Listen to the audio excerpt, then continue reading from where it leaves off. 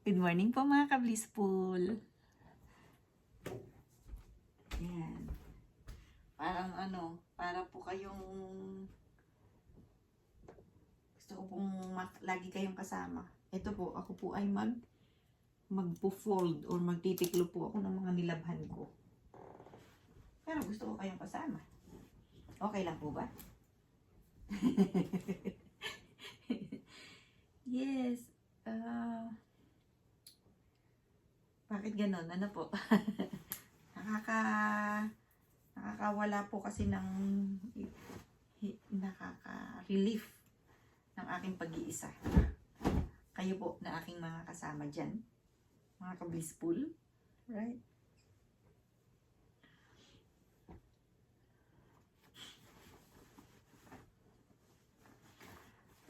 Alam niyo po ba na hindi ako nagpa-plancha? Hindi na po uso dito ang plancha.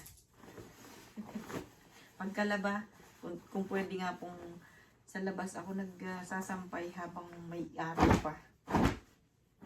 Nakakatipid. Napaka-practical na po ng naging buhay ko. Eh diyan sa Pilipinas, kailangan pang noon po pinapaplancha pa. Dito po hindi, wala nang plantsahan.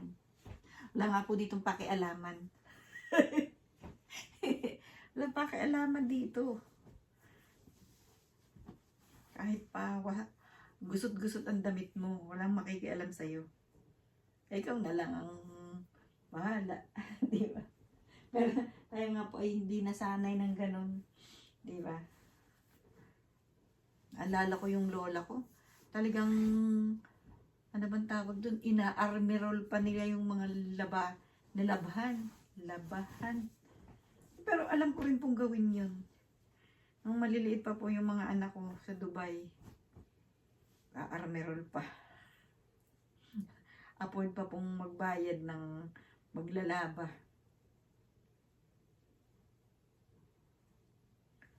Yeah, talaga namang masarap naman po talagang suotin or let's say yung pong ina-armerol na tawag dito, na kumot, punda ng unan, ay sarap pong tulugan. Siguro kaya po nauso yung wash and wear.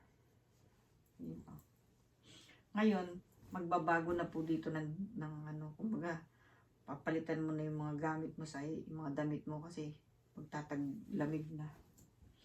Malamig na nga po sa gabi, saka sa umaga. Yung pong haring araw ay matagal na bago lumabas. Pero alam niyo po ba na ang British Columbia, kung saan po ako naka-stay ngayon, is ito po yung pinakamagandang lugar dito po sa Canada. Kasi lahat po ng season ay na-experience namin. Pagka po nasa lower mainland kayo po ay nasa Vancouver, sa city ng Vancouver mismo. Doon naman po pag winter parang laging malungkot. Po siya, i-snow pero maya-maya uulan. So nawawala din po yung snow. Nag-stay po ako doon ng 2017, 18, 19, 20. 4 years.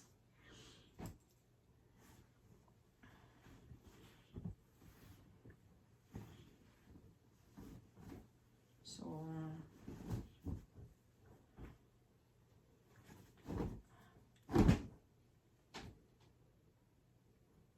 diyan naman po sa Pilipinas, yung po mga nasa Pilipinas, mga ka-blissful. Ang dali lang naman po makakuha ng kasama sa bahay, di po ba? Kung gusto ninyong may maglalaba, kung gusto naman po ninyong stay-in ang tao, ang tumutulong sa inyo. Pero dito po talagang pag po kayo kumuha ng katulong per hour po siya nababayaran. Kung maliliit pa yung mga anak ko. May mga time po ako nagpapaalaga sa kanila. Nagpapaalaga sa bahay. Kasi may mga time po na sila po ay nasa daycare. Parang natatandaan ko pong nasa daycare at ako nung panahon po ngayon ay ako po nahihirapang iwanan siya kasi nung pong nandito kami ay kung nandito po yung mga bata ay si Nicholas po yung second kid, second child ko po is 1 year old nung nag-land po kami dito sa Canada. And syempre kailangan pong magtrabaho. Yung pong panganay ko ay nag-i-school kasi 4 years old po yung start ng daycare dito. Si Nicholas naman po ay sa daycare din pero parang 8 hours siya dun. So, napakahirap po nang iniiwan ng mga bata siya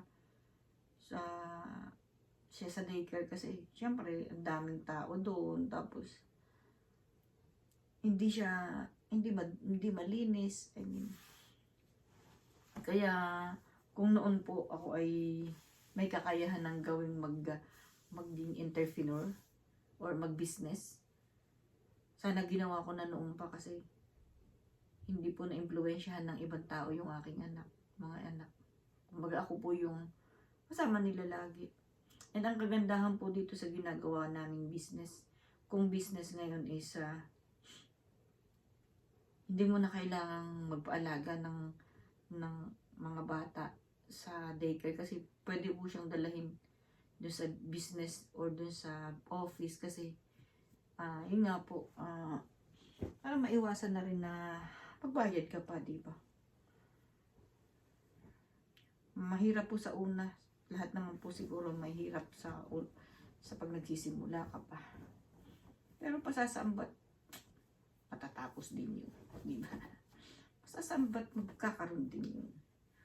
Aayos din yun. Basta tuloy-tuloy ko lang gagawin. Di ba? Walang susuko. Walang titigil. Lang lagi kong kinakausap yung sarili ko, huwag ka titigil. Kasi pag tumigil ako, saan pa ako pupunta? Magsisimula na naman ako. Ito, napag-aralan ko na. Ito, may mga sumasama na sa akin. Ito, may mga nagtitiwala na sa akin. Yeah.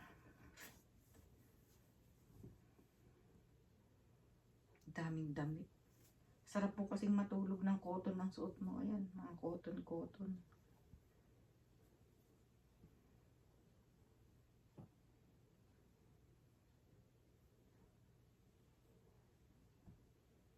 Sabi ko, isasama ko kayo sa pagtitiklob ko ng aking mga damit. Ayan na, isama ko nga po kayo. And salamat po sa pagsama. Kahit po ang pinag-uusapan natin lagi yung minomotivate ko yung sarili ko na kasama ko po kayo.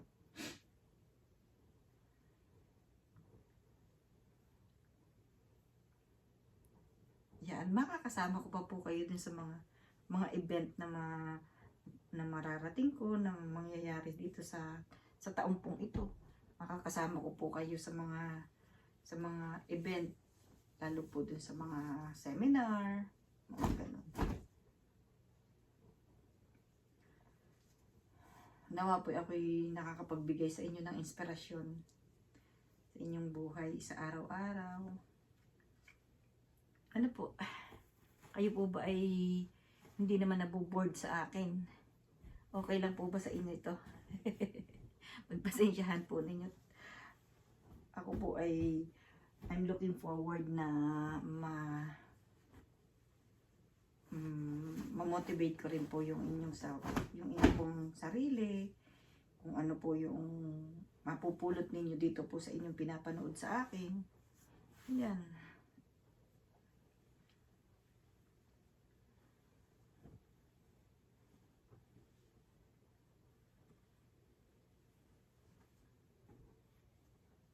And maya-maya naman po ipapahinga ko na yung aking mata.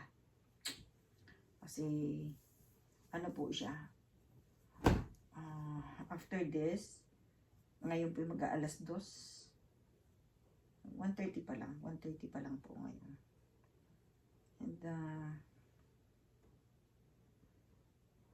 yes.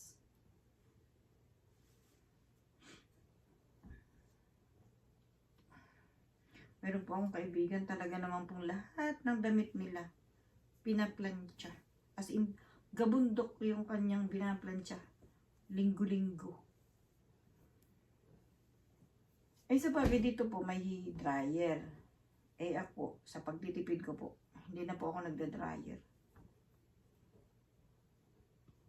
Kasi may enough time naman po ako para, may enough time din para ang dami ko pong damit.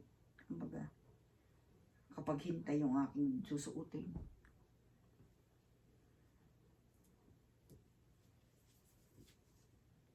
Diyan parang, diyan po sa Philippines parang, ang gandang magtuyo ng damit kasi hindi po ba maano yung araw. Masyadong bright. Bright ang araw diyan. Grabe. Nakakamiss yung mga pagkain. Ano ba? Pagkain diyan. Sana pag umuwi ako, makapagluto, makakain. Sarap. Sarap nung saba. Saba. Oh, by the way, nakabili po ako ng ano bang tawag dito? Kasaba. Yung pong ready to cook na siya. Kapag luto nga sometimes. Samahan niyo po ako. Luto po tayo. Pero parang wala pa akong condensed milk. Kailangan ko yata condensed milk to. Meron na akong gata in can. Pero kaya. Kanina po habang ako'y naghahanap ng magandang pwesto ng aking pong camera. Ditong side, tapos ditong side. Diyan po pala yung pinakamaganda. Kasi diyan po yung hindi against the light. Against the light. So, bilang ito po, vlogger, bilang creator, call myself as creator kasi wala naman pong limitation, di ba? Walang, unless ang inyong, yung mga anong suot, yung mga pinag-uusapan na hindi tama, yung, dapat talaga accurate lagi yung kung ano ba yung suot mo, kung ano ba yung dapat ninyong pag-usapan, di po ba? As creator, parang parang kung gusto ninyong mag-drawing, yun, parang ano rin ng ating isipan, at saka yung ating gusto. Sa akin po, variety po yung gusto kong mangyari sa akin araw-araw.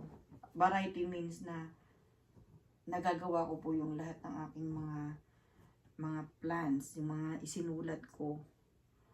O kaya ay hindi natuloy yung isa, na skip ng 1 oras or 2 oras. Kasi like kanina po, hindi po natuloy yung aking appointment ng 1:30.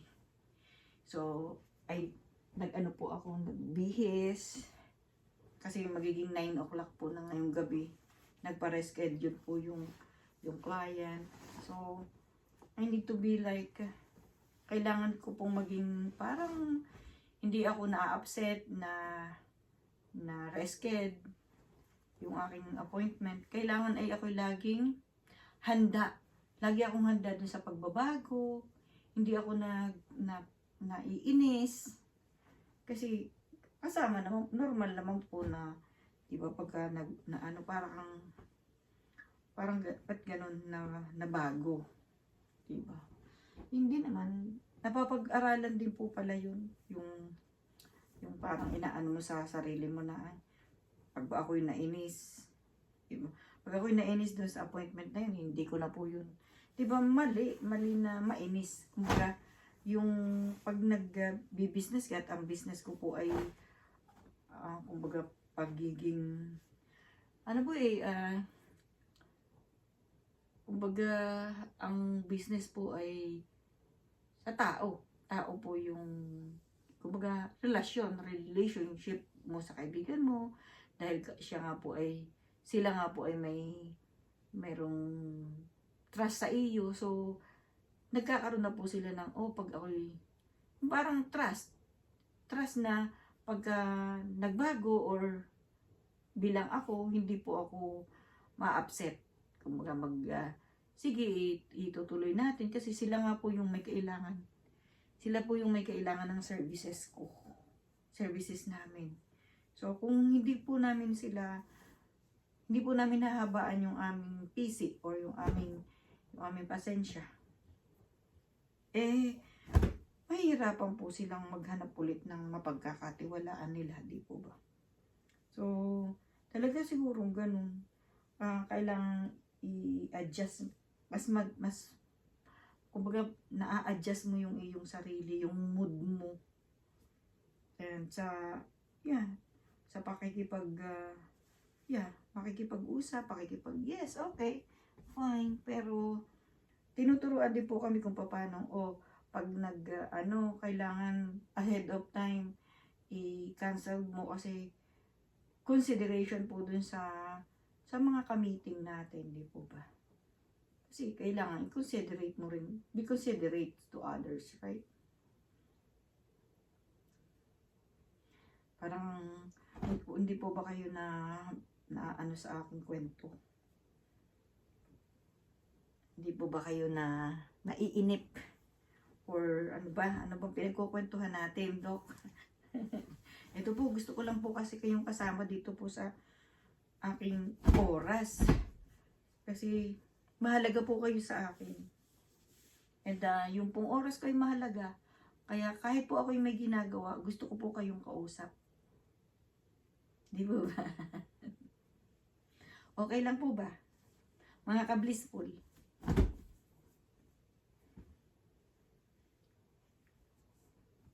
So, dahil mas gusto ko po kayong kausap.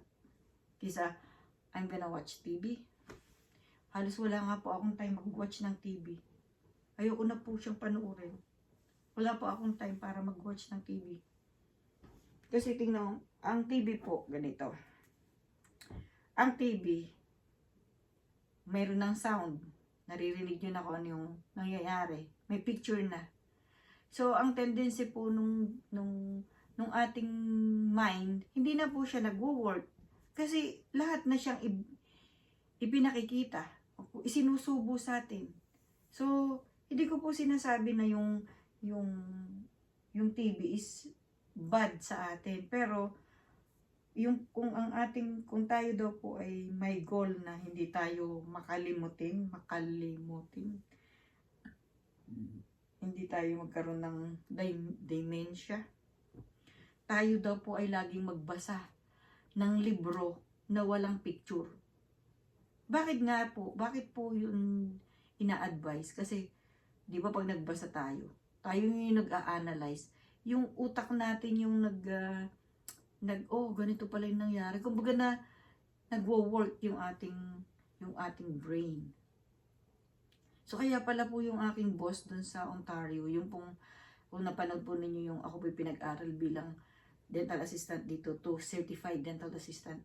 Yung po yung ginagawa niya. Kahit siguro 1995 siya, hindi siya magkakasakit ng ganun. Kasi naging habit na niyang magbasa. Alam niyo pong ako, may ginagawa po ako dito sa amin na iba kikita ko rin po sa inyo. Ako po yung naggagawa ng mini library. Diba? Magkakaroon po tayo noon at tayo po ay tatapusin ko po yung lahat ng yun. At pag winter naman po, di magiging marami po akong time. Diba? Marami po akong time dito sa loob ng bahay. Pero syempre, gusto ko po kayong igala din sa snow. Diba? Kung nandito na yung mga anak ko, makakapaglaro na kami sa snow. Kasi po siya, calming. Kumbaga nakakakalma ng iyong pakiramdam, yung lamig.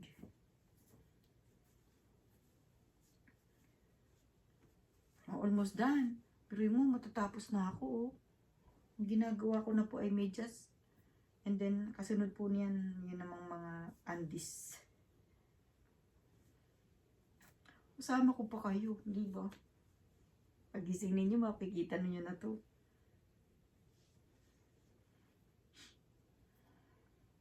Sana po yung pong ibang may time, gawin din po ninyo to, mag-vlog kayo, magkaroon po kayo ng, di ba? Kasi ito pong pag-film, ito na yung babalikan ko pagtanda ko. Nakikipagkwentuhan pala ako sa inyo. Ganito palang panahon ay ako'y ganito. Di ba? Makikita ko yung sarili ko. That's amazing, amazing, amazing. Amazing po. Diba? Alam niyo po na mimiss kong maglaban ng pakamay. Pero kung magkakamay po tayo, mag-gloves po tayo. Alam niyo po yung mga pasyente ko noon sa dentistry na kumbaga pag nakita ko po yung kamay nila, like yung mga nanay, mga Pilipina po, sinasabihan ko sila, mag-gloves kayo pagka kayo ay maghuhugas ng pinggan. Kasi tingnan ninyo, ang hindi na kagandahan yung inyong kamay, pag-gloves naman. Isipin po natin na, kunyari, gusto po nating magtrabaho, let's say, gusto po nating magtrabaho, pero yung pong trabaho is, in the long run, magkakaroon tayo ng sakit, yung ganun. Ano po natin sa ating sarili na bago po natin gawin yung trabaho, tayo po ay magiging ligtas in the long run. So, let's say, naghuhugas po ng pinggan, or basta kahit ano pong trabaho, ang uunahin po natin is yung ating kaligtasan. Ibo ba? Napupunta tayo dun sa how to love yourself. Right? Diba? Oo, marami tayong gawain, marami tayong, kumbaga, dapat tapusin araw-araw. Pero, lagay po natin sa ating sarili na, kung aayusin natin kumbaga, kung magiging ligtas tayo dun sa ating gagawin, is, hahaba yung buhay natin. Laging pong love yourself. Hindi naman po masama yun na mag-love mo yung self mo, di ba? Di ba kung ilalove mo yung self mo, edi mas mahaba mong makakasama yung mga mahal mo. And then, pag nakita ng mga mahal mo na love mo yung self mo, edi lalove ka rin po nila.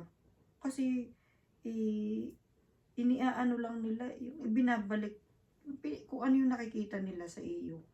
Malamang lalo po yung mga anak ninyo, malamang tularin nila kayo, di ba? Kasi tayo pong mga magulang, di po ba, tayo yung pinakang model ng ating mga anak. Di po ba? Kung sa akin pong karanasan bilang anak, ako po ay halos hindi ko po nakitang or hindi ko po matandaan na ako po ay nakasama ko po ang aking ina. Kumbaga, wala po sa aking memory na ang nanay ko ay aking nakasama, kasi kami po ay siyam, tapos maliit pa po ako nang mamatay siya. So, yung pinupunto ko po is nung po ako yung lumalaki, lagi po ako naghahanap ng nanay image. And I'm so blessed po na nung pong high school ako, second year high school ako, is ako po ay sumamas at ako po ay pinaaralan po ng aking tiya po. Yung pong yung pong tito ko na kapatid po ng tatay ko. Pinaaralan po nila ako, saka po yung kanyang asawa. Kaya po hindi po ako nag-high school. Hindi ko po natapos ang high school dun sa aming island. Kumbaga first year high school lang po ako sa Alabat Island, and then sa Gumaca, Quezon po ako. National High School po ako. Second year, third year, saka po fourth year. Pero active po ako nung high school. Ako po ay badminton player. Yes, badminton player po ako. So, ayan po, tapos na po ang aking pagtitiklop at i-deliver ko na po ito dun sa lagayan ng aking mga damit. And yes, maraming salamat po sa pagsama ninyo sa akin, and ito pong munti kong pakikipag-usap sa inyo, ang konting oras maraming salamat po. And panalangin ko po ay kayo po ay nasa mabuting kalagayan, ligtas sa anumang kapahamakan, at saka po sa karamdaman. Have a blessed day, everyone. Have a blessed day. Mahal ko po kayo, mga ka-blissful. Salamat po. See, masakit yung pagkabigla ang tumayo. Aray ko. Aray ko. Kasi naanak ko po na-bend ko po yung aking legs, kaya po masakit. Pero yes, hindi pa po tapos ang araw, and magagawa ko pa rin po yung iba ko pang dapat gawin. Maraming salamat po uli, and have a blessed day, everyone. Bye!